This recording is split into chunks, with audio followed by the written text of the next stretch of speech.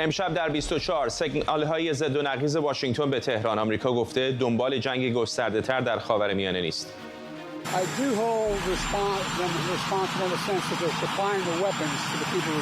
جو بایدن اما میگه ایران رو به خاطر تامین تسلیحات به عاملان حمله به سربازان آمریکایی مسئول میدونه. تنها تأسفی که من دارم این است که این پیشرفت‌ها برای مردم توضیح داده نشده. ابراز رضایت علی خامنه‌ای از شرایط اقتصادی ایران. دلار امروز در بازارهای ارز با 60,000 تومان مبادله شد. 10 بهمن ماه 1402 ساعت هولوش 5 عصر شهرک صنعتی سنندج. اعتصابات گسترده کسبه و بازاریان شهرهای کردنشین در اعتراض به اعدام 4 شهروند کرد. و ادامه اعتراضات به سفر مقام ارشد دفتر حقوق بشر سازمان ملل به ایران. 25 نهاد حقوق بشری خواهان لغو این برنامه شدند. از واشنگتن دی سی این 24 است با فرداد فرحزاد. بینندگان ایران اینترنشنال در ایران و سراسر جهان سلام و وقت بخیر. بعد از کشته شدن 3 سرباز آمریکایی در اردن، رئیس جمهوری آمریکا گفته واشنگتن درباره اینکه چگونه به حمله پهپادی نیروهای نیابتی ایران به پایگاه برج 22 پاسخ بده تصمیمش رو گرفته. جو بایدن گفته تهران رو به دلیل ارسال تسلیحات به عاملان این حمله مسئول میدونه. رئیس جمهوری آمریکا جزئیات بیشتری نداده، اما گفته به دنبال جنگ گسترده‌تر در خاورمیانه نیست. به گفته مقامات کاخ سفید 2 روز اخیر آقای بایدن در حال بررسی گزینه‌های پاسخ به این حمله بوده و انتظار میره دستور حملات تلافی جویانه رو صادر کنه. من آنها را به خاطر ارسال تسلیحات به عاملان این حمله مسئول می‌دانم. فکر نمی‌کنم ما به جنگ گسترده‌تری در خاورمیانه نیاز داشته باشیم. این چیزی نیست که من دنبالش باشم. همکارم آرش علایی از کنگره آمریکا و مرضیه حسینی از وزارت خارجه با ماست. با آرش شروع می‌کنم. دیشب به شکلی انتظار وجود داشت که شاید رئیس جمهوری آمریکا اعلام بکنه که واکنشش چه خواهد بود. چنین نکرد، ولی بعدتر با خبرنگاران صحبت کرد، گفتش که ایران رو مسئول میدونه هرچند به دنبال جنگ گسترده‌تر در خاورمیانه نیست. چه هست الان واکنش‌ها به صحبت‌های او؟ واکنش‌ها در کنگره هنوز همراه با سردرگمی است در هر دو حزب. در حزب دموکرات هستن افرادی که میگویند آقای بایدن اصلا از همون ابتدا که وارد این در واقع کنش و واکنش با نیروهای نیابتی جمهوری اسلامی بشود باید میآمد اینجا و از کنگره مجوز میگرفته است برای حملاتی که میخواد به نیروهای نیابتی انجام بدهد. مثلا خانم جایا پالت حزب دموکرات که جزء بخش چپگرا یا پروگرسیو حزب دموکرات هست، امروز به MSNBC گفتش که انتظار داره رئیس جمهوری آمریکا قبل از اینکه هر اقدامی انجام بدهد بیاید اینجا به کنگره و مجوز کسب کند. در حزب جمهوری خواه هم هستند که بعضی‌ها میگویند آقای بایدن برای اینکه بخواهد عملیات نظامی انجام بدهد علیه حتی نیروهای نیابتی نیازمند مجوز کنگره است. اما از اون طرف هم ما سناتورهای مختلفی می‌بینیم از مخصوصا از حزب جمهوری خواه که میگویند که آقای بایدن باید سیاستی که اونها سیاست مماشات میخونن با جمهوری اسلامی رو کنار بگذارن. سناتور دن سالیوان از ایالت آلاسکا صحبت کرد، گفت دولت بایدن باید بازگردد به سیاست فشار حداکثری. به سناتور تام کاتن گفتن گزینه‌های رئیس جمهوری 4 تاست برای حمله به ایران. ایشون گفت که گزینه پنجمی هم وجود دارد، همه اون 4 تا رو با هم انجام بدهد آقای بایدن اگر میخواهد به جمهوری اسلامی فشار بیارد، هم داخل خاک ایران حمله کند، هم نیروی دریاییشون رو غرق کند، هم به نیروهای نیابتی حمله بکند، هم تحریم‌های شدیدتر بخواهد اعمال بکند. سناتور ویکر از ایالت میسیسیپی گفت آقای بایدن خودش گذاشته خودش تو این وضعیت که الان با بدترین بحران سیاست خارجی خودش روبروست و در بخشی از جمهوری خواهان هم صحبت‌های سناتور لینزی گرام و حداقل ما در 24 سال گذشته در رسانه‌های اجتماعی دیدیم که بعضی از جمهوری خواهان به سخره گرفتن و میگویند آقای لینزی گرام که میگوید حمله باید کرد به داخل ایران دچار توهم است و اصلا بدون اجازه کنگره رئیس جمهور اجازه همچی کاری ندارد. و بعد هم مردم آمریکا برخی از این جمهوری خواهان میگویند خسته شدن از جنگ‌های بی پایان در خاورمیانه و وارد شدن به یک جنگ دیگر، اونم در سال انتخابات، بعضی از جمهوری‌خوان، بعضی از دموکرات‌ها میگوین خیلی خردمندانه نیست. بخشی از دموکرات‌ها میگوین اصلا این تومه‌ای است که جمهوری اسلامی مثل یک دام پهن کرده است برای آمریکا که وارد یک جنگ مستقیم بشود. امروز من موفق شدم با سناتور جمهوری‌خواه جونی ارنست صحبت کنم، عضو ارشد کمیته مرکزی حزب جمهوری‌خواهان. از ایشون پرسیدم آیا به نظرش این حمله و این تراژدی کشته شدن 3 سرباز آمریکایی در اردن قابل پیشگیری بود و سناتور جونی ارنست به من چنین گفت. این حمله قطعاً قابل اجتناب بود. رئیس جمهور جو بایدن و وزارت دفاع ما باید در برابر این حملات، چه از سوی حوثی‌ها باشه یا سازمان‌های تروریستی و نیروهای نیابتی دیگر، بایستند. همه می‌دانیم که این حملات توسط ایران از طریق سازمان‌های تروریستیش انجام میشن. اون 3 عضو ارتش از ایالت جورجیا هنوز میتونستن زنده باشند اگه جو بایدن فشار لازم را بر ایران اعمال می‌کرد و از رفتارهای تهاجمیش در خاورمیانه جلوگیری می‌کرد. به نظر میرسه ایران همکنون در حال جنگ با ایالات متحده است. اگرچه من هم نمیخوام شاهد جنگی گسترده تر باشیم، اما باید برای دفاع از خودمون اقدام کنیم. حمله در برابر حمله. هر بار که آنها به نظامیان و غیر نظامیان آمریکایی در خاورمیانه حمله می‌کنند، ما باید مطمئن بشیم که به رهبران و زیرساخت‌های اونا ضربه می‌زنیم تا بدونند اگه به آمریکا حمله کنند، آمریکا هم در پاسخ حمله خواهد کرد. سناتور جونی ارنست بود. مرضی حسینی هم از وزارت خارجه آمریکا با ماست. مرضی، گمان می‌کنم اونجا وزارت خارجه هم زیر بمباران سوالای خبرنگاران هست در مورد آنچه که قرار هست آمریکا در مقابل این گروه نیابتی ایران انجام بده.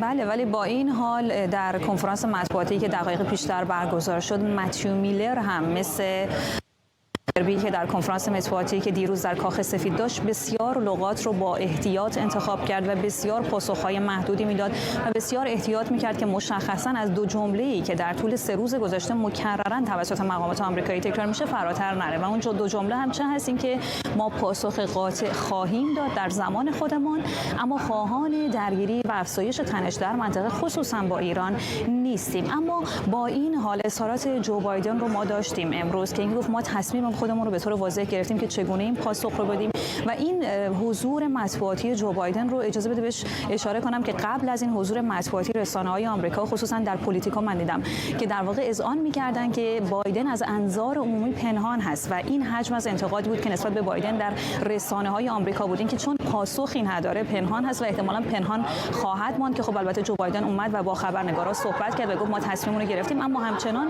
جزئیات بیشتری اشاره نکرد بهش. اما به طور کلی در رسانه‌ها همچنان بازتاب داره، همچنان انتقادهای گسترده علیه بایدن مطرح میشه. CNN به طور مشخص اشاره کرده اصلا همین انفعال بایدن بوده که در طول 4 ماه گذشته، بیش از 3 ماه گذشته، 160 حمله به هم مواضع آمریکا صورت گرفته، منجر به کشته و زخمی شدن بیش از 100 تن از سربازان آمریکایی در منطقه شده و تنها با این شعار که ما خواهان افزایش تنش نیستیم، در حالی که اگر دولت آمریکا همون اول به اولین حملات جمهوری اسلامی ایران پاسخ میداد، الان ناچار نبود حملات رو در ابعاد وسیع‌تر انجام بده. رویترز از بعد وسیع‌تری به این حملات پرداخته، این که اصلا اساساً چنین حملاتی توسط مواضع جمهوری اسلامی ایران به سربازان آمریکا در بازه زمانی رخ داده که آمریکا به دنبال صحبت‌هایی در خصوص احتمال خروج سربازان آمریکا از عراق است و حتی در این ابعاد که احتمال داره که بر این روند مذاکرات آمریکا و عراق هم تاثیر بگذاره. اما در اندیشکده‌های آمریکا همین مسئله بسیار مورد بحث هست. من دیدم که در واقع در اندیشکده خاورمیانه بسیاری اساساً انتقاد می‌کنند در ابعاد سیاست خارجی طولانی مدت بایدن، این که بایدن در طول 3 سال گذشته به شدت تلاش کرده که خاورمیانه رو ازش چشم پوشی کنه و اتفاقی که امروز در حال وقوع هست این حاصل غفلتی است که جو بایدن در طول 3 سال گذشته در خاورمیانه کرده. در این گزارشی که نوشته و تحقیقاتی که انجام شده اینطور ذکر شده که اصلا فراتر از 3 سال گذشته، حتی در 10 سال گذشته هم اقدامات آمریکا در منطقه مشرق خاصه CIA روند آموزش سربازان رو در سوریه متوقف کرد، پنتاگون از عراق خارج شد، آمریکا از افغانستان خارج شد و واشنگتن مشخصا تصمیم گرفت که عملیات خودش رو در یمن متوقف کنه و تمامی این اقدامات توسط آمریکا باعث شده که ایران جسورتر از قبل بشه و به وضوح بازدارندگی آمریکا در منطقه و در مقابل ایران تضعیف و شکننده بشه و از این جهت بسیاری سیاست خارجی آمریکا رو محکوم میکنن و حتی اون رو مرتبط با انتخابات پیشرو در آمریکا قلمداد میکنن، با این باور که یقینا انتخابات داخلی در آمریکا متاثر خواهد شد از این سیاست خارجی. اگرچه گفته شده عموما سیاست خارجی تاثیر چندانی در انتخابات داخلی آمریکا نداره، اما در شرایط فعلی صحبت از کشته شدن جان 3 سرباز هست و در بازه زمانی فعلی هر اقدامی که بایدن بکنه یقینا در تبعات سیاست خارجی اون در واقع شریک خواهد شد، چرا که حتی اگر بایدن در گزینه بسیار با احتمال کم به ایران حمله بکنه، اگرچه ایران توان مقابله مستقیم با آمریکا را نداره، اما به وضوح این توانایی را داره که حزب الله رو بر سر اسرائیل که یکی از متحدان آمریکا هست آوار بکنه و این مسئله منجر میشه که در واقع موج انتقادات در داخل آمریکا علیه بایدن تشدید بشه، چنانچه در دهه 70 جیمی کارتر متأثر از اقدامات جمهوری اسلامی ایران جهت گروگانگیری دور دوم انتخابات رو به خواب برد. احتمال داره به گفته تحلیلگران آمریکایی این اتفاق برای بایدن هم بیفته. ممنونم از هر دوی شما. مرضیه حسینی از وزارت خارجه و آرش علایی از کنگره آمریکا. مقامات سابق سیاست خارجی آمریکا از جمله مایک پومپئو وزیر خارجه دولت ترامپ در نشست کمیته مجلس نمایندگان در امور چین هشدار دادند درگیری‌هایی که در جهان جریان داره بیش از پیش به هم مرتبط شده و ارزش‌های آمریکا رو تهدید می‌کنه. شاید تحولات اخیر اتفاقات مستقل و جدا از هم به نظر برسند، اما اشتباه نکنید، این پهپادهای ایرانیه که به روسیه میره تا مردم اوکراین رو بکشه. این انرژی روسی است که به چین منتقل میشه و نیمه رسانه‌های چینیه که در صنایع دفاعی روسیه استفاده میشن. نفت ایران هم به روسیه و هم به چین صادر میشه. این بازیگرا در تلاشن تا ارزش‌هایی که برای ما اینجا در داخل کشور اهمیت دارن تضعیف کنند. شکریا برادوس، پژوهشگر امنیت بین‌الملل و سیاست خارجی از دانشگاه ویرجینیا تک اینجا در استودیو با ماست. چقدر فکر می‌کنید همین نگرانی از چین و وضعیت در اقیانوس آرام هستش که شاید باعث میشه آمریکا محتاطانه‌تر واکنش نشون بده مثلا به گروه‌های نیابتی ایران؟ نه تنها وضعیت چین، چون که وضعیت جهانی تغییر کرده و حالا قبل اینکه وضعیت جهانی رو به دماغ صحبت کنم، اجازه بده دماغ صحبت کنم که چرا الان آمریکا توی موقعیتی قرار گرفته نمیتونه جواب بده در خاورمیانه شروع کنیم بعداً به جهان برسیم. خاورمیانه سیاستی که اوباما شروع کرد وقتی بهار عربی رخ داد، وقتی که در بهار عربی بعد از در کشور سوریه، در حتی مصر، سیاستی که آمریکا لازم بود انجام بده، اوباما اومد یه سیاست جدید رو گذاشت و گفت ما از خاورمیانه خارج میشیم و تمرکز رو بیشتر رو چین و اون همراهان آمریکا یا کسایی دولتایی که با آمریکا بعد از جنگ جهانی دوم هم پیمان بودن رو کنار گذاشت و اومد با جمهوری اسلامی مذاکراتی کرد و اونجا خب می‌دونید برجام رو امضا کرد و بعد اون سیاستی که اوباما شروع کرد بایدن شد وارث اون سیاست. حالا نه تنها بایدن، وقتی بایدن به قدرت رسید می‌دونیم هر رئیس جمهوری که به قدرت میرسه اون کابینه‌شو که تشکیل میده تو برای اون کابینه به طرف مقابلت میگی که من سیاستم چجوریه. وقتی بایدن رسید خیلی برای من جالب بود که تمام اون کسایی که مشاورین و کسایی که با اوباما کار کردن دقیقاً همه اونا رو گذاشت تو کاخ سفید و با همه اینا کار کرد، برخلاف ترامپ وقتی که اول خب می‌دونیم ترامپ خیلی از کسا رو عوض کرد تو آفیس خودش، ولی وقتی که به قدرت رسید یک شخصیتایی رو آورد که قشنگ پیام میرسون که اینا کسایی هستن که میتونن جنگ اعلام کنن علیه جمهوری اسلامی و اون شخصیتایی که در کابینش بودن اعلام اینو میکردن که جمهوری اسلامی که میدونیم فقط با زور کنار میشینه اینو نشون بده. ولی بایدن از روزی که به قدرت رسید با اون وارث تاج و تخت اوباما شد آمریکا رو به اینجا رسونده که میبینیم که الان برمیگردیم به قضیه جهانی، تو یک موقعیت جهانی قرار داره که از یه طرف نمیخواد جنگ اوکراین رو که باعث شده خب مشکلات بیشتری هم برای بایدن پیش اومده، برای اروپا پیش اومده. در مورد جنگ یکی از اعضای ناتو صحبت می‌کنیم، ممکنه روسیه به اعضای ناتو حمله کنه.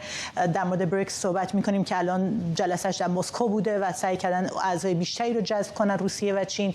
در مورد موقعیت‌های فرانسه و هندوستان صحبت می‌کنیم و در مورد موقعیت اقتصاد جهانی صحبت می‌کنیم. تمام اینا باعث میشه آمریکایی که ابرقدرت جهان و جهان تک قطبی رو ما داشتیم بعد جنگ جهانی سرد الان داره جهان چند قطبی میشه و این باعث شده که آمریکا واقعا در سطح جهانی با اینکه قدرتمنده ولی اون اون قدرت چون که استفاده نکرده الان در حالت ضعف قرار داره و این باعث شده که بایدن الان چند روز داره فکر میکنه خب من چه جوابی بدم که جنگ گسترده تر نشه، چون که خودشو به عنوان کسی که حامی اسرائیل در این مجبور میدونه که فشار بیاره به میدونیم نتانیاهویی که الان در داخل هم بهش فشار وارد میشه از طرف راست رادیکال و از طرف اسرائیل، آمریکا هم بهش فشار وارد میشه که جنگ غزه رو سریعتر به پایان برسونه و آمریکایی که از روز اول شروع جنگ میگه من نمیخوام تنش گسترده تر بشه، جنگ وسیع تر بشه و این پیام رو رسونده به گروه‌های میلیشیایی و جمهوری اسلامی، باعث شده ما امروز اون مرحله رو ببینیم که از خط قرمز آمریکا رد بشن و اگر الان جواب محکمی داده نشه این یعنی اینکه کشتن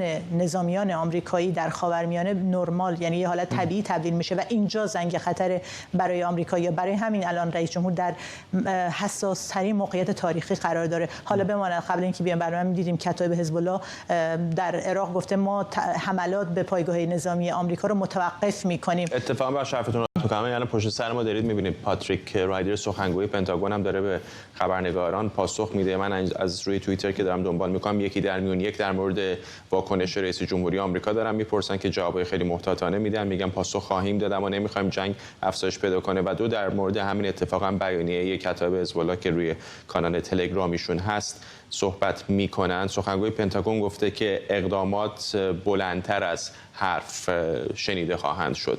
مقصود واکنش کتایب خواهد بود در روزها هفته‌های پیش رو. چقدر فکر میکنید که این احتمالاً یک بدبستانی ممکنه بین ایران و آمریکا باشه که واکنش آمریکا رو تا اندازه مهار بکنه؟ این که خب میدونیم اگه حمله کنه به کتایب به پایگاه‌های این شبه نظامی اینجا تأثیر آنچنانی نخواهد گذاشت، یعنی این روتینیه و تکراره و اینکه این کتایب هم میدونن خب حمله خواهد شد به پایگاهشون، از الان میگه خب ما متوقف کردیم به خاطر اینکه هیمنه عراق و حکومت عراق رو حفظ کنیم، یعنی اینکه حکومت عراق نمیتونه جواب بده، ما الان به خاطر حفظ عراق داریم متوقف میکنیم، در حالی که خودشون به نظر اون پیامایی که دارید میگید رد و بدل شده، این پیاما باعث شده که اونا پیام رو دریافت کردن. ولی جهتی که باید اینجا آمریکا در نظر بگیره، به نظر من دارن در موردش صحبت میکنن، بزنن شبه نظامی ها نیستن، ایرانه و برای زدن ایران هم الان دارن موردا رو در نظر میگیرن که داخل خاک ایران بزنیم، موضوع فرق میکنه، در داخل دریای سرخ فکر می‌کنی میزنن؟ به نظر من خیلی کمه، احتمالش خیلی پایینه که بخوان داخل خاک ایران رو بزنن، ولی احتمالش خیلی زیاده که کشتی‌های جاسوسی ایران در دریای سرخ رو بزنن، یعنی چیزی که اسم ایران روش باشه، متعلق به این کشور باشه. فراموش نکنیم وقتی که ایران وقتی این پهپادها پایگاه نظامی آمریکا رو در اردن زدن، اینجا دیگه متفاوت بود. اینجا اردن کشوری نیست مثل سوریه و عراق و یمن درگیر جنگ باشه. اردن یک کشوریه که استقلال یا سروری خاک اردن رو زیر پا گذاشتن و داخل خاک اردنی که آمریکا بعد از 2020 بعد کشتن قاسم سلیمانی نیروهاش رو از قطر آورد به اردن سال 2021 برای اینکه اونجا رو کنترل کنه و شرایطی که اردن داره، یعنی از یه طرف بجز این موضوعات آمریکا و نظامیان آمریکایی، در مورد اردن هم آمریکا الان مسئولیت داره که چقدر میتونه در مورد یکی از همپیمانان خودش در منطقه هم بتونه عکس العمل نشون بده. ولی اینکه به خاک ایران وارد بشه، اینجا اگه وارد بشم خب میگم بعد اینکه پاکستان اومد داخل خاک ایران نشون داد، من اون روزم تو برنامه‌تون گفتم که اینجا نشون میده که خاک ایران رو اگه زیر پا بذارن بعضی از نیروهایی که ایران بهشون حمله میکنه، عکس العمل ایران آنچنان نخواهد، چون که قدرتشو نداره جواب بده. ولی آمریکا چون که نمیخواد پیامو داده، نمیخواد تنش بالا بره، به نظرم خیلی این ضعیفه، نمیتونیم بگیم ممکن نیست ولی خیلی ضعیفه که بخوام به خاک ایران بزنن. روزهای حساسی از طبیعتا رصد می‌کنیم آنچه رو که آمریکا انجام خواهد داد در ساعت‌ها یا روزهای پیش رو. ممنونم از شما شکریا برادوس، پژوهشگر امنیت بین‌الملل و سیاست خارجی در ویرجینیا تک. در روزی که دلار با نرخ 60,000 تومان بالاترین نرخ تبادل رو در بازار ارز ایران رقم زد، علی خامنه‌ای در دیدار با گروهی از فعالان اقتصادی از شرایط اقتصادی کشور ابراز رضایت کرده و گفته تنها تأسفش اینه که پیشرفت‌های اقتصادی به مردم توضیح داده نشده. رهبر جمهوری اسلامی گفته بنگاه‌های تولیدی در بخش خصوصی کشور با وجود تحریم‌ها رشد چشمگیری داشتن. او در سخنرانی امروزش بار دیگه بر خصوصی سازی تاکید کرد و از بهبود فضای کسب و کار با همکاری قوه قضاییه و نیروهای مسلح گفت. بنگاه‌های تولیدی بزرگ کشور ما رشد چشمگیری داشتن در طول سالهای متعدد. این رشد چشمگیر از سوی بخش خصوصی، این بنگاه‌هایی که گفتم بنگاه‌های بخش خصوصی منظورم، این خیلی پرمعناست. چرا؟ چون این رشد و پیشرفت و کارهایی که انجام گرفته همه در شرایط تحریم انجام گرفت.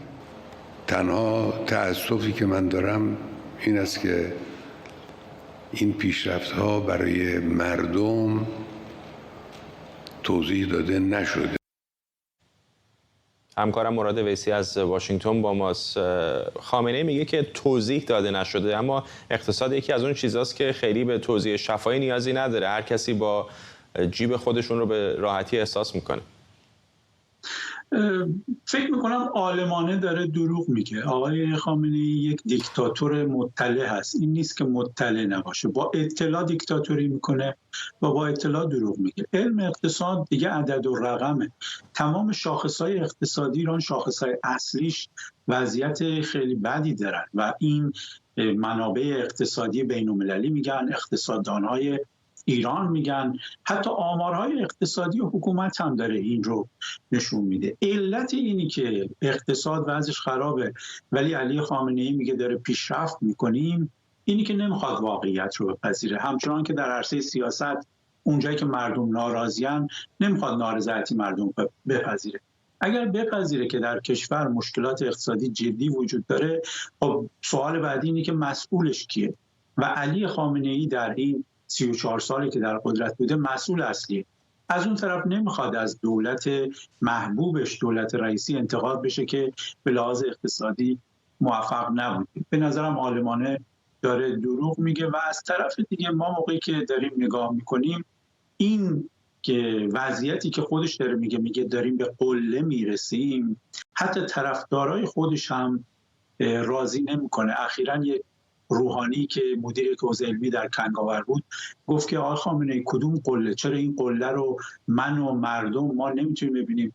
فقط شما میتونید این قله رو ببینید. به نظرم داره عالمانه دروغ میگه. و با توجه به وضعیت منطقه هم بازار به نظر خیلی نگران هست. حالا هنوز حمله صورت نگرفته، دلار به 60,000 تومان رسیده و میدونم که بسیاری در چه بازار سرمایه چه کسب و کارهای دیگر نگران وضعیت منطقه هستن.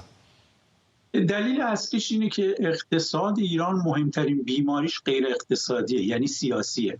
اقتصاد ایران گروگان سیاست خارجی ماجراجویانه کشوره، یعنی سیاست خارجی کشور که چنگ انداختن به صورت دنیاست. این باعث میشه که اقتصاد به شدت ملتهب بشه. البته اقتصاد ایران بیماری‌های اقتصادی هم داره. فرض کنید اینی که نقدینگی بالا میره مال اینه که خلق پول بالاست. خلق پول به این دلیله که کسری بودجه وجود داره.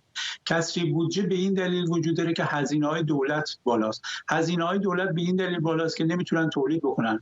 تولید به این دلیل انجام نمیپذیره چون سرمایه‌گذار داخلی نمیتونه سرمایه‌گذاری کنه یا سرمایه‌گذار خارجی نمیاد در ایران سرمایه‌گذاری کنه.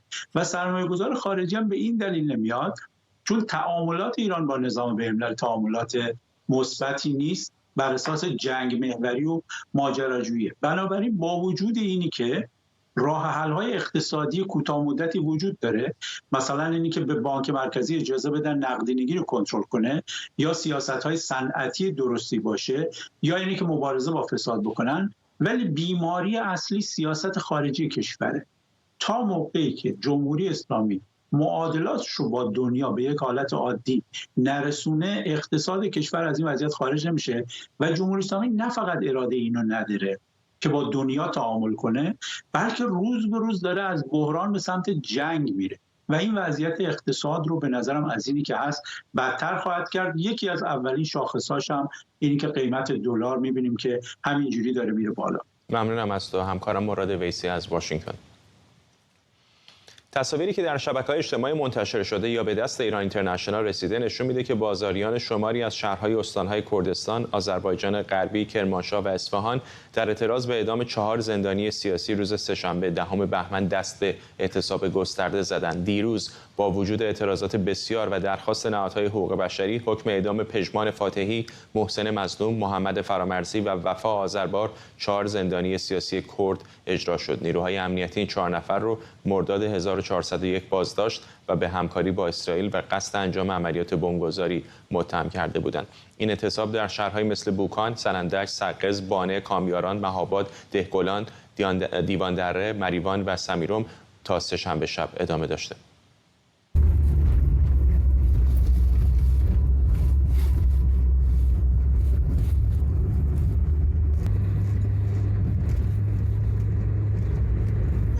مردم سقز واقعا مردم با شرف و با وجودی هستند.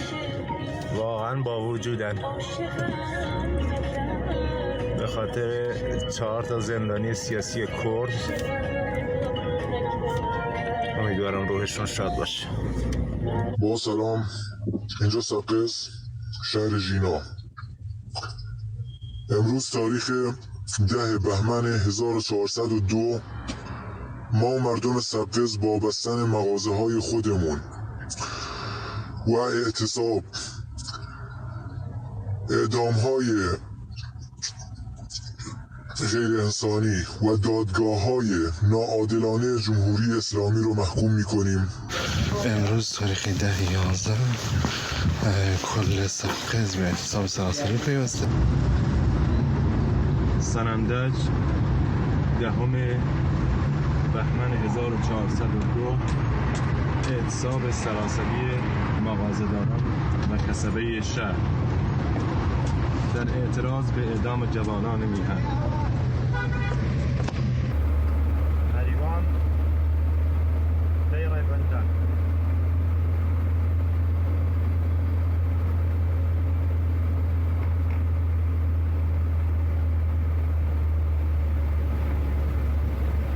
بخشی ستاسه شهری بهمن امروز 10 بهمن من گرفتی سراسری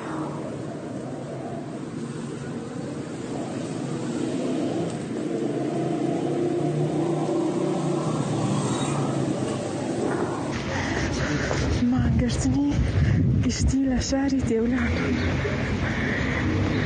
دقیقه بندان حدیثه همون دکانگان هم داخستیم. دیوان دره 10 بهمن اعتصاب 100%. اعتصاب 100%. درود به شرف تک تکتون، بخصوص مغازه‌دارایی که با این گرونی، با این اجاره های سنگین بازم اعتصاب کردن. علاوه بر اعتصاب بازار، شهروندان شماری از این شهرها بعد از خودداری نیروهای امنیتی برای تحویل پیکر اعدام شدگان در مقابل منازل اونها حاضر شدند و با خانواده‌ها اظهار همدردی کردند.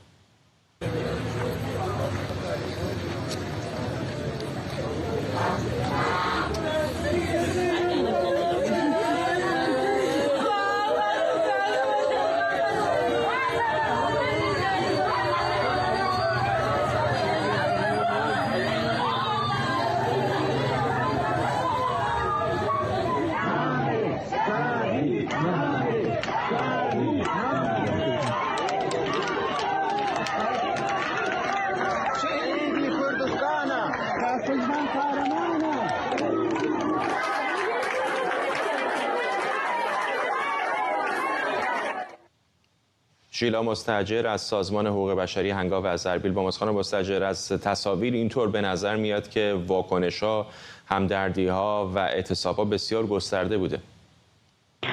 سلام و درود، وقتتون بخیر. بله دقیقاً همونطور که در ویدیوها هم مشخص هست میتونیم در نتیجه گیری بکنیم که به طور 100% شهرهای کردستان در اعتصاب، تعداد زیادی از شهرهای کردستان در اعتصاب سراسری بودند و این بعد از انتشار فراخوان سازمانهای حقوق بشری، تشکلهای داخلی و تعدادی از جریانات سیاسی اپوزیسیون جمهوری اسلامی پس از اعدام 4 شهروند سیاسی، 4 عضو حزب کومله کردستان که توسط جمهوری اسلامی به قتل رسیدن و دعوت شده بود از شهروندان که در اعتراض به این قتل‌ها و تلاشی برای توقف اعدام‌ها در سراسر ایران به اعتصابات بپیوندند و مشخص هم هست از ویدیوها که با توجه به وضعیت نابسامان اقتصادی که حتی تعطیلی 1 روز کسب و کار شهروندان در دخل و خرج ماهانه اونها تأثیر مستقیم داره و علاوه بر وضعیت نابسامان، وضعیت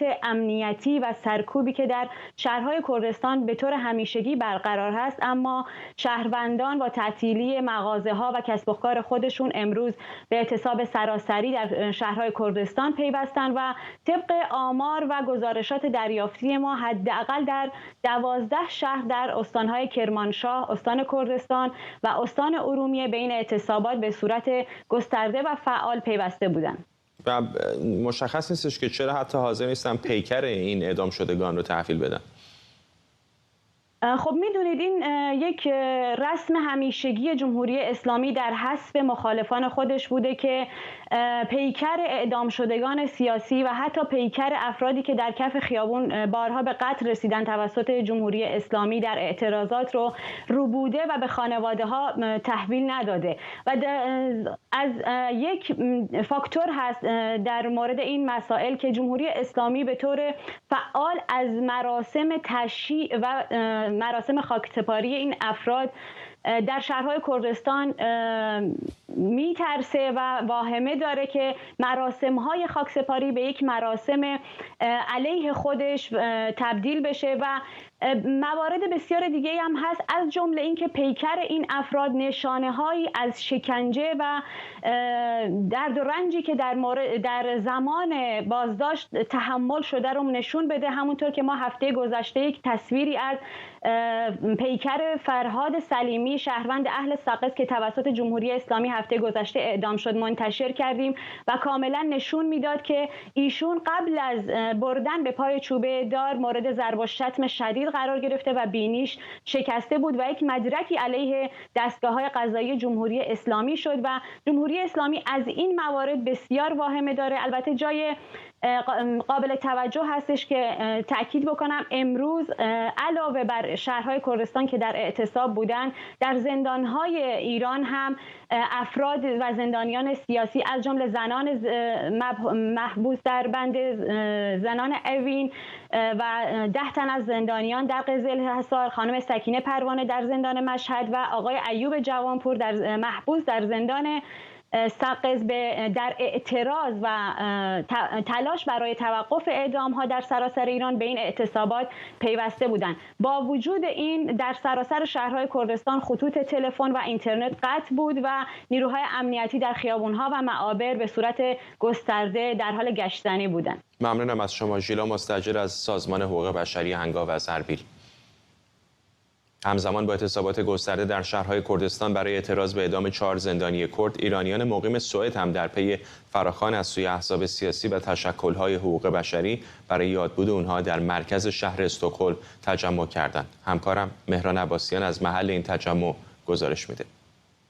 بعد از اعدام 4 زندانی سیاسی کرد، گروه‌های مختلف حقوق بشری در شهر استکهلم فراخوان یک تجمع اعتراضی در مرکز این شهر دادند. در این تجمع که در میدان سرگل شهر استکهلم در حال برگزاری افراد زیادی شرکت کردند. اکثرا عکس 4 زندانی که اعدام شدند رو در دست داشتند. شعارهایی مانند نه به اعدام در دست این معترضین بود. نمایندگان ایرانی تبار پارلمان سوئد برای محکوم کردن اعدام در ایران اینجا حضور پیدا کردند، سخنرانی کردند به زبان سوئدی و از دولت سوئد هم انتقاد کردند که مماشات با جمهوری اسلامی رو کنار بگذاره.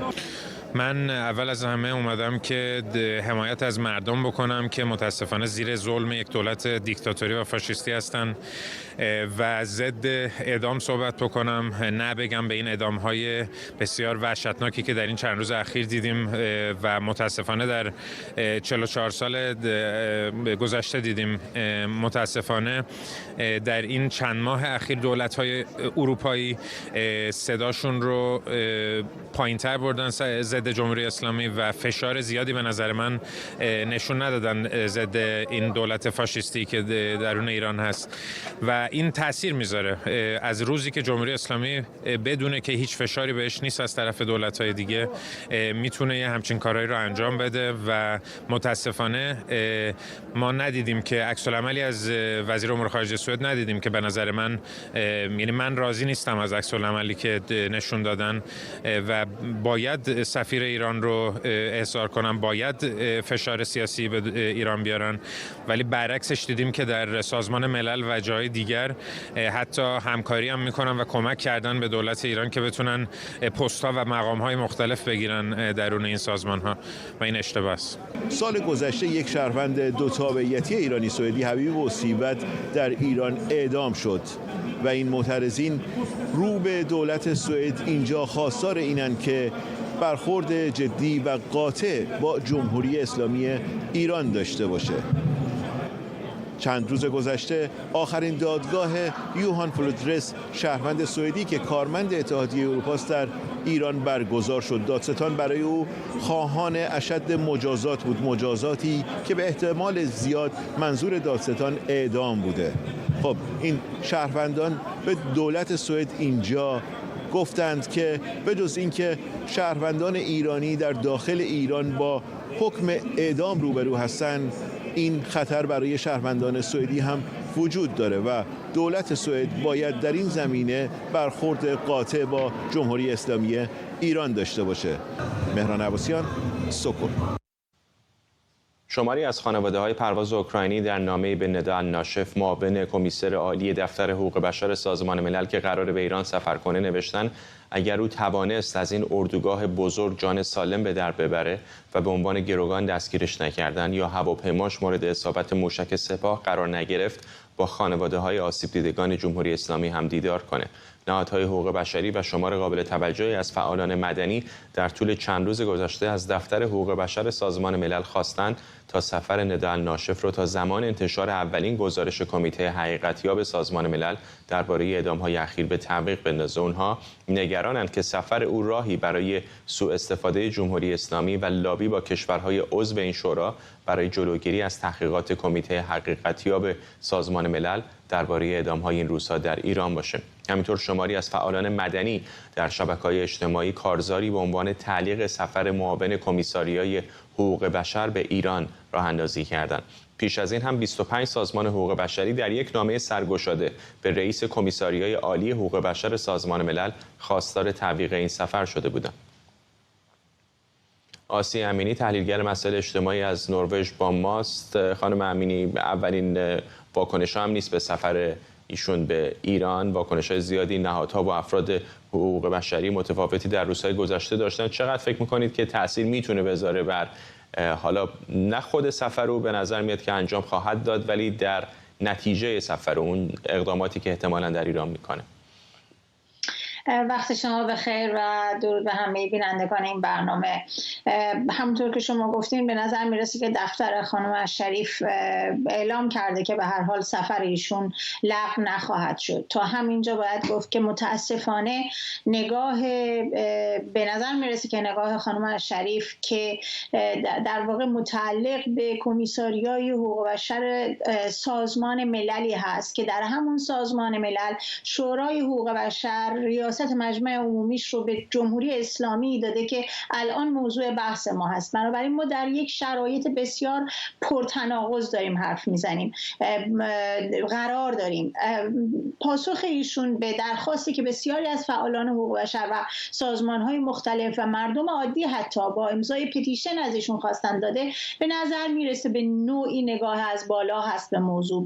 من واقعیت اینه که به موضوع خیلی خوشبین نیستم. شما ببینید اگر از فهرست نمایندگان در واقع کمیسیون حقوق بشر سازمان ملل به ایران نگاه بکنیم، از زمان گالیندوپول، بعدش از زبان آقای کاپیتورن، بعدش خانم لوئیس آربور و بعدتر از اون تا امروز، همه اونها در شرایط بسیار پرتنش به ایران سفر کردند. از اعدام‌های دهه 60 بگیرید، از اعدام کودکان و نوجوانان بگیرید تا دهه 80 که کشیده شد، بسیار بسیاری از اعتراضهایی که به کشتار منجر شد، هیچ کدوم از اینها از طرف سازمان ملل منجر به یک اتفاق عملی، منجر به محکوم کردن جمهوری اسلامی نشد به طوری که بازدارنده باشه. قطعنامه هایی صادر شد، اما حتی این قطعنامه ها نتونست خاصیت بازدارندگی داشته باشه. متاسفانه باید بگیم مکانیزم های سازمان ملل برای اینکه حکومت ها و دولت های خودکامه‌ای مثل جمهوری اسلامی رو منجر به پذیرفتن قواعدی در حوزه حقوق بشر بکنه تا امروز ناکارآمد بوده. با این وجود تنها ابزار موجود همین اعتراض کردن هاست، همین روشنگری در عرصه بین المللی هست و درخواست از ایشون برای اینکه سفرش رو لغو بکنه یا پیش‌فرض‌هایی رو برای اون در نظر بگیره. ممنونم از شما. آسیه امینی، تحلیلگر مسائل اجتماعی از نروژ. ممنون. یوآف گالانت، وزیر دفاع اسرائیل، در جریان دیدار از مناطق مرزی اسرائیل با نوار غزه گفته تعدادی از نیروهای ارتش اسرائیل به مناطق نزدیک به مرزهای شمالی این کشور اعزام شدند و به زودی در مرز لبنان عملیاتی را شروع می‌کنند. او در دیدار با سربازان اسرائیلی در غزه گفته شماری از نیروها به زودی این جبهه را ترک می‌کنند و برای مقابله با احتمالات به جبهه شمال میرند. حزب الله لبنان روز دوشنبه مسئولیت 10 حمله به مواضع ارتش اسرائیل رو در نزدیکی مرز بر عهده گرفت که با موشک‌های ساخت ایران انجام شده. نیروهای از شما در اینجا از گولانی منطقه رو ترک می‌کنند و به سمت شمال میرن. اونها در حال آماده شدن برای ادامه جنگ هستند و در اونجا منتظرن. اونها به زودی وارد عمل میشن و نیروهای شمال رو تقویت می‌کنن. حماس تدارکات، مهمات و نیروی کمکی نداره. ما فعلا حداقل 1/4 تروریستای حماس رو کشتیم. من فکر می‌کنم تروریست‌ها به همین اندازه یا حتی بیشتر از این تعداد زخمی دارن. ساعت شنی به ضرر اونا تغییر کرد. این نبرد یه عزم ملی است که قدم به قدم نتیجه میده. بن سبتی، سخنگوی فارسی زبان دولت اسرائیل، از تل‌آویو به ما پیوسته. آقای سبتی، آیا ارتش اسرائیل داره آماده یک جنگ تمام عیار با حزب الله لبنان هم میشه؟ سلام بر شما و بینندگان. بله، اینجور که ما میبینیم حزب الله لبنان از شیطنتش، از این مسئله‌ای که در مرز شمال ایجاد کرده و چند 10,000 نفر رو از خونه آواره کرده، البته اسرائیل اونها رو از اون مناطق بیرون آورد که از جونشون دفاع کنه، چون اسرائیل به جون مردمش احترام میذاره، برعکس حزب الله یا رژیم جمهوری اسلامی و غیره. و این مسئله ادامه دار شده، پس باید یک راه حلی براش پیدا بشه. اما این صحبت‌های آقای گالانت 2 تصویر داره. یک تصویر کوچکتر همونجور که نشون دادید و ایشون میگه که ما اون نیروها رو از مرز جنوبی از غزه بیرون میاریم و برای تقویت مرز شمالی میبریم که برای یک جنگ احتمالی با حزب الله آماده بشن. این فقط میشه گفت درباره برخورد هست بین 2 طرف، اما در واقع صحبت ایشون یک تصویر بزرگتری هم داره و اون در واقع یک جور به قول معروف در بگو و دیوار بشنو هست نسبت به جمهوری اسلامی و همینطور به آمریکا. اسرائیل الان برای حدود 4 ماه داره می جنگه و از همون فردای اون روز هم حزب الله وارد جنگ شد با اسرائیل، جنگ محدود البته، و اسرائیل میبینه که از یک طرف خودش میتونه روی پای خودش بیسته، هم در این جبهه و هم در اون جبهه، و اعتماد به نفسش خیلی بیشتر شده و میبینه که حزب الله بیش از حد خطا نمیکنه و نمیخواد جنگ رو گسترش بده، پس اون رو یک جوری بیشتر درک کرده. و همینطور جمهوری اسلامی رو میبینیم که همونجور که در گزارش‌های قبلی هم که گفتید با این وضعی که با آمریکا پیش اومده و غیره، اون هم یک جور خطر احساس میکنه. نگران نیستید که این یه تنش ایجاد میکنه با واشنگتن؟ برای اینکه آمریکایی‌ها بارها حتی الان که نیروهاشون کشته شدن در اردن میگن که به دنبال گسترده‌تر شدن جنگ در منطقه نیستن. اگر اونطوری که شما در پاسخ من گفتید بله آماده یک جنگ تمام عیار میشه اسرائیل با حزب الله، واقعا اینطور بشه، نگران نیستید که این آمریکایی‌ها رو ممکنه نگران بکنه و از حمایتشون کم؟ بله، من درست خواستم در مورد همین تصویر بزرگ خواستم برم به سراغ آمریکا. گفتم یک طرفش جمهوری اسلامی و حزب الله هست که به اونها باید یک علامتی داده بشه که واقعا داده میشه از طرف این اعتماد و از طرف این نیروها که بیشتر میشن، و همینطور به آمریکا. چون ببینید ما در اینجا داریم زندگی میکنیم، اسرائیل که داره اینجا زندگی میکنه. وقتی که ناو هواپیما رو برای آمریکا اومد به ساحل مدیترانه ولی ترک کرد و همینطور رفت به خلیج فارس ولی ترک کرد، اسرائیل نمیتونه اینقدر روی این موضوع حساب کنه و باید روی پای خودش بیسته و حتی اگر یک ناخوشایندی پیش بیاد از طرف آمریکا مجبور برای بقای خودش، برای بقای مردم خودش، برای فردای زندگی در اسرائیل. و اینها شعار نیست. اینجا واقعا شما بودید و میبینید که یک کشوری هست که باید برای بقای خودش دیگه واقعا باید هر روز آماده باشه، مخصوصا بعد از 7 اکتبر. و برای همین یک وقتی میشه که شاید واقعا باید آمریکایی ها بفهمن و به خصوص بعد از اینکه این 3 سرباز کشته شدن و 40 نفر بودن زخمی شدن از سربازان آمریکایی، اگر آمریکا هنوز دخالت نمیکنه و هنوز جلوی حزب الله یا تمام این انواع حزب الله ها رو در این منطقه که همه دستهای جمهوری اسلامی هستن نمیگیره، اسرائیل نمیتونه برای خودش نجنگه و جلوی اونها رو نگیره. حتی در این منطقه خودش فقط خب نمیتونه بره در عراق و در جاهای دیگه، ولی باید برای بقای خودش در مقابل این دو جبهه حداقل وایسه و همینطور یک درسی بده به جمهوری اسلامی. ولی یک ارزیابی هم هست در این مورد که هر چقدر جنگ در غزه موفق تر باشه این تاثیر میذاره بر جنگ احتمالی در شمال. پس در واقع نابودی حماس یک برگ امتیازی هست و یک راه خنثی کردن اون جنگ در شمال هم هست. ممنونم از شما. بن سبتی، سخنگوی فارسی زبان دولت اسرائیل از تل‌آویو با ما. طالبان در واکنش به گزارش سازمان شفافیت بین‌المللی و قرار گرفتن افغانستان در رده 162 از این جایگاه ابراز رضایت کرده. ذبیح الله مجاهد، سخنگوی این گروه، میگه نزول رتبه افغانستان به این معنی نیست که فساد بیشتر شده، بلکه سطح شفافیت برخی از کشورهای دیگه بالا رفته. در سال 2022 افغانستان از میان 180 کشور جهان در رده 150 قرار گرفته بود. همکارم رازی دانش اینجا در استودیو به ما پیوسته. موقعی که طالبان سر کار اومدن، علیرغم همه انتقادات و نگرانی هایی که بر اونها هست، یک نکته حالا بعضیا میگفتن این بود که شاید فسادشون از دولت قبلی کمتر باشه، ولی الان این گزارش نشون میده که حتی در این مورد هم توفیقی نداشتن. آره دقیقاً، این یکی از اون افتخاراتی بود که اعضای امارت اسلامی همیشه میگفتن. یک نکته دیگه هم در کنار این سران عاری از فساد مالی و اخلاقی که یاد میکردن، مسئله تامین امنیت بود. میگفتن این 2 نکته‌ایه که ما واقعاً هیچ مثالی رو در نظام جمهوریت نداشتیم. گرچه در سال اول حکومت امارت اسلامی در افغانستان این رتبه 150 بود و سال بعدی یعنی سال 2023 سالی که گذشت این رتبه 12 امتیاز نزول پیدا کرد، شد 162. ولی ذبیح الله مجاهد خوشحاله، میگه که این به این معنی نیستش که ما ضعیف شدیم، شاید کشور دیگه بهتر شد. آره دقیقاً. خب طبعا یه چیزی رو گردن نمیگیرن دیگه، اصلا قبول نمیکنن که حالا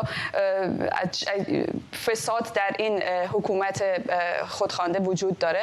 نه تنها میگن فساد وجود نداره، بلکه میگن ما داریم تلاش میکنیم تا آثار فسادی که از نظام جمهوریت باقی مانده رو پاک بکنیم، در حالی که اصلا ما میدونیم هیچ خبرنگاری مستقلی فعلا در داخل افغانستان وجود نداره که اصلا در مورد این پرونده های فساد در افغانستان صحبت بکنه. اصلا یک واقعیت واقعا قبول شده است که سیستم حکومتداری در افغانستان چه در نظام جمهوریت چه فعلا یک حکومت آغشته به فساد بود و هر قدرتی که بیاد سر کار این اداره رو در دست میگیره، این نظام آلوده به فساد رو در دست میگیره و به این آسونیا نمیتونه از اون کناره بگیره. حالا اینی که اعضای امارت اینقدر صریح دارن اعلام میکنن، اول باید بیان بگن که چه مکانیزم هایی رو روی دست گرفتن به خاطر اینکه اصلا این فساد رو محو بکنن، در حالی که ما در مقابل این ادعاهایی که فقط در لفظ هست شواهد زیادی داریم از اینکه فساد چگونه از نظام جمهوریت منتقل شده به اعضای طالبان. صف سران اعضای طالبان رو میبینیم که میخوان خونه های گرون قیمتی رو بخرن، اونهایی که تا 1-2 سال پیش داشتن در میادین جنگ میکردن چگونه به این ثروت دست پیدا کردن که در جاهایی مثل شهر نو و اینجا میتونن برن خونه بخرن. مسئله بعدی هم که شکایت شهروندان از قیمت زیاد پاسپورت. یک پاسپورت در نظام جمهوریت اگر بین مثلا 100 200 300 دلار گرفته میشد، الان تا 3000 دلار هم رسیده و این واقعا وحشتناکه. در کنار اون حالا میگم اعضای امارت مجاهد بارها گفته که فساد در رتبه‌های بالا وجود نداره، اگرم باشه در اون سطح پایین و میانیه که ما تلاش میکنیم اون از بین ببریم، در حالی که در سطوح بالا هم اشاره که کردم درباره خرید خانه، درباره امتیازات خیلی زیادی که اینا به اعضای خودشون میدن، نه تنها در داخل کشور بلکه به خارج. مثلا به اعضای سفارت طالبان در ایران امتیازات و معاشات و کرای خونه های انقدر زیادی میدن که اصلا واقعا قابل توجیه نیست. در کنار این معامله هایی که داره میشه، مثلا بحث معدن در افغانستان و معامله هایی که روی معادن افغانستان داره میشه، واقعا یکی از منابع بزرگ فساده. گفتم هیچ خبرگزاری وجود نداره که بیاد حداقل درباره این پرونده صحبت بکنه با اون سانسور وحشتناکی که وجود داره. اگر در نظام پیشین مثلا هر از گاهی یک پرونده از فساد اعضای دولت رو میشد یا برملا میشد توسط خبرنگاری مستقل، مثلا پرونده فساد کابل بانک در سال 2010 که چقدر وحشتناک بود، ولی الان میبینیم که هیچ صدایی بلند نمیشه و این اصلا امکان نداره که فساد در این حکومت نباشه. در سال مثلا 2022 هم که وقتی این 150 بود یک باره پایین اومده بود، اصلا راهی اینا باز نکرده بودند برای این سازمان شفافیت و یا برای دیگه ارگان‌ها که بیان نظارت بکنن. چون نظارتی نبود طبعا نمیتونستیم هیچ فسادی رو هم ثبت بکنیم. ممنونم از تو همکارم راضیه دانش اینجا در استودیو با ما. ایلان ماسک میگه شرکت فناوری نورالینک او برای اولین بار یک تراشه کامپیوتری رو در مغز یک انسان کار گذاشته. آقای ماسک مدیرعامل نورالینک با اعلام این خبر گفته فردی که تراشه مغزی رو دریافت کرده در حال بهبودی بعد از عمله و نتایج اولیه هم از تشخیص فعالیت سلول‌های عصبی به گفته او امیدبخشه. نورالینک اولین محصول خودش رو تلپاتی نام گذاشته. این شرکت حدود 1 سال پیش از اداره غذا و داروی آمریکا مجوز آزمایش انسانی تراشه‌های مغزی رو دریافت کرد. مهران تکلو زیستشناس و پژوهشگر کریسپر در دانشگاه وختینگن هلند به ما پیوسته. ممنونم که دعوت ما رو پذیرفتید. در بهترین حالت میدونم که حالا نسخه‌های بسیار اولیه هست، ولی در چه زمینه‌هایی میتونه امیدبخش باشه برای چه نوع بیمارانی؟ بر شما آقای فرزاد و همچنین بیننده‌های عزیز، بله البته خب یه مقدار زوده برای تصمیم گیری در اینکه در چه زمینه‌ای میتونه بخش باشه، چون فعلا تمرکز اولیه این ایمپلنت بر روی بیماران ALS یا Amyotrophic Lateral Sclerosis یا SCI یا کسانی که به طور کلی توانایی حرکت دست‌ها و پاهاشون رو ندارن هست تمرکز اولیه. و فعلا از پیروز تا الان که این ایمپلنت انجام شده خبر خیلی بزرگیه به نظر من که نخستین بالس‌های الکتریکی توسط این تراشه شناسایی شدن و تا تصمیم گیری ایمن بودن این ایمپلنت خیلی فاصله داریم، چون گروه بیشتری از افراد باید این ایمپلنت رو دریافت کنن و این پروسه طبق پیش‌بینی‌ها 6 سال طول می‌کشه و همینطور افراد بیشتری طبق پیش‌بینی نورالینک اینوالو خواهند شد یا مورد این ایمپلنت قرار خواهند گرفت. سال 2024 11 نفر قرار هست این رو دریافت کنند، 2025 28 نفر و همینطور بیشتر. البته خب تا اینجای کار خودش خیلی قدم بزرگیه برای بهبود بیماران فلج نخاعی. حالا به ALS اشاره کردید و به طور کلی فلج نخاعی، ولی در چشمانداز طولانی تر چه بیماران دیگری میتونن امید داشته باشند به توسعه این فناوری؟ بله خب این میتونه هر بیماری نخاعی یا مغزی رو در بر داشته باشه. نورالینک فعلا یک جورایی امید بازآوری بینایی به بیماران نابینا رو داده یا بازآوری شنوایی به افراد کم شنوا یا ناشنوا و همچنین حتی بازآوری توانایی حرکت دست‌ها و پاها، چون این ایمپلنت صرفاً به عنوان یک برین کامپیوتر اینترفیس یا رابط بین مغز و کامپیوتر میتونه به افراد توانایی حرکت دادن مثلا موس کامپیوتر یا توانایی کنترل کردن تلفن همراه رو بده، اما این توانایی رو بازآوری نمی‌کنه که این افراد با دست خودشون بتونن با حالا هر دیوایسی که قصد دارن ارتباط برقرار کنن و دستشون رو تکون بدن و یک جورایی پالس های الکتریکی یا دستورهای مغزی رو به زبان کامپیوتر ترجمه میکنه. ولی خب در آینده این امید وجود داره که حتی افراد بتونن حرکت کنن، افراد فلج نخایی. آقای تکلف، فراتر از بیماری ها فرصت کمی داریم، حدود 1 دقیقه. آیا میبینید که در آینده برای کسانی که اتفاقا سالم هم هستن از این فناوری استفاده بشه؟ مثلا من دارم راه میرم و یهو پیامکی که به گوشیم میاد، به جای که به گوشیم نگاه کنم در ذهنم بتونم بخونمش. قطعا همینطوره و این قدم اولیه‌ای هست که خیلی بزرگه تا ما به اونجا هم برسیم. به نظر من بجز بعد فردی که این تکنولوژی استاندارد زندگی افراد فلج نخایی رو بسیار بالا خواهد برد، بعد اجتماعیش تغییر گارد افراد یا جامعه به طور کلی و همچین تکنولوژی‌هایی هست. یک جورایی گروه هدف این ایمپلنت که افراد فلج نخایی هستن اپلیکیشن این رو توجیه میکنه که خب ما میخوایم این رو برای این افراد استفاده کنیم تا به زندگی سالم یا حداقل بهتر برگردن، ولی به نظرم برای افراد سالم بسیار بسیار فاصله داریم تا FDA یه همچین چراغ سبزهایی رو نشون بده. ممنونم از شما. مهران تکلو، زیستشناس و پژوهشگر کریسپر از هلند. و ممنونم از شما که ما رو در این بخش از برنامه 24 همراهی کردید. برنامه رو با تصاویری از جشنواره وایکینگ در اسکاتلند به پایان میبریم.